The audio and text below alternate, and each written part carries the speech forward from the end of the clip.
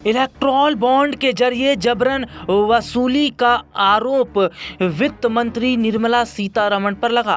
Bengaluru court का निर्मला सीतारमण के खिलाफ एफआईआर का आदेश सामने आया है, जिसमें कर्नाटक सीएम ने निर्मला सीतारमण का इस्तीफा भी मांगा। बेंगलुरु के एक स्पेशल कोर्ट ने 27 सितंबर को वित्त मंत्री निर्मला सीतारमण के खिलाफ एफआईआर दर्ज करने का जैसे ही आदेश दिया, बीजेपी में हड़कंप मच गया। वित्त मंत्री पर इलेक्ट्रॉल बॉन्ड के जरिए जबरन वसूली का आरोप लगा है। इसमें शिकायत दर्ज करवाई गई है कि केंद्रीय मंत्री निर्मला सीतारमण के खिलाफ कार्रवाई की जाए। इस घोटाले में बीजेपी के कई नेताओं का नाम भी शामिल है। लेकिन आप जानते हैं कौन है निर्मला सीतारमण, जिन्होंने इलेक्ट्रॉल बॉन्ड के जरिए इतना बड़ा घोटाला कर दिया।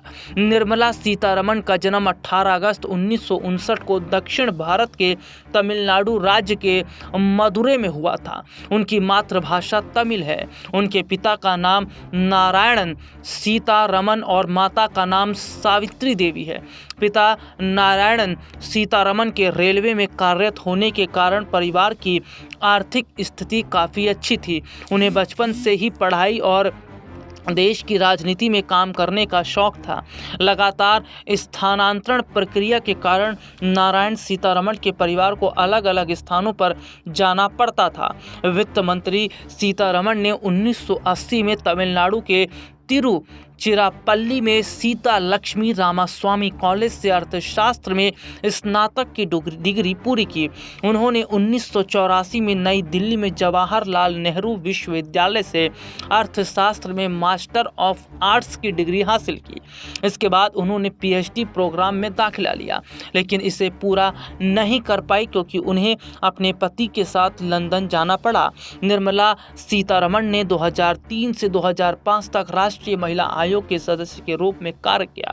2006 में निर्मला सीतारमण ने भारतीय जनता पार्टी में शामिल होकर अपने राजनीतिक करियर की शुरुआत की। उन्होंने बीजेपी की सदस्यता ग्रहण कर खुद को राजनीति से जोड़ लिया। उनके पति डॉक्टर प्रकला प्रभाकर प्रजा राज्यम पार्टी में कार्यरत थे। प्रारंभ में उन्होंने भारतीय जनता पार्टियों में आंध्र प्रदेश इकाई के प्रवक्ता के रूप में काम किया। नितिन गडकरी के पार्टी के राष्ट्रीय अध्यक्ष बनने के बाद उन्हें 6 अहम प्रवक्ताओं की सूची में शामिल किया गया। वे अपने पार्टी से डिबेट में सक्रिय रूप से भाग लेती थी और उन डिबेटों में पार्टी का पक्ष मजबूती से रखती नजर आती थी। एक उत्कृष्ट प्रवक्ता के रूप में उन्होंने 2014 के लोकसभा चुनाव में भारतीय जनता पार्टी की सरकार स्थापित करने में भी प्रमुख भूमिका निभाई थी। 2014 में जब भारतीय जनता पार्टी देश में सत्ता में आई तो उन्हें आंध्र प्रदेश से राज्यसभा सांसद बनाकर उन्हें कैबिनेट में शामिल किया गया और निर्मला सीतारमण को वाणिज्य और उद्योग मंत्रालय का प्रभार दिया गया। मई 2016 में निर्मला सीतारमण ने कर्नाटक निर्वाचन क्षेत्र से उपचुनाव में निर्विवाद जीत हासिल की और लोकसभा में गई। 3 सितंबर 2017 को उन्होंने केंद्रीय मंत्री पद की शपथ ली और उन्हें रक्षा मंत्री का प्रभार दिया गया। 2019 के चुनाव में उन्हें 2024 तक केंद्रीय वित्त मंत्री की जिम्मेदारी दी गई। दूसरे कार्यकाल में भी उन्हें वित्त मंत्री का पद मिला।